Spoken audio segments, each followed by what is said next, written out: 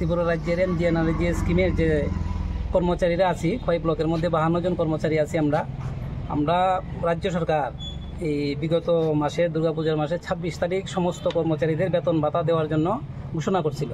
কিন্তু আমাদের রেখা কর্মচারীরা আজ অবধি 26 তারিখ তো দূরহস্ত, আজকে পর্যন্ত আমরা সেপ্টেম্বর মাসের বেতন এখনও পাইনি। ওই বেতন না পাওয়ার কারণ জানার জন্য বা বেতনটা যাতে তাড়াতাড়ি হয় তার জন্য আমরা বিডিও স্যারের কাছে আমরা আজকে মিলিত হয়েছি। বিডিও স্যার আমরা আশ্বাস দিয়েছেন যে তিনি ওনার ঊর্ধ্বতন কর্তৃপক্ষের কাছে আমাদের কথাটা নিয়ে পৌঁছাইবেন।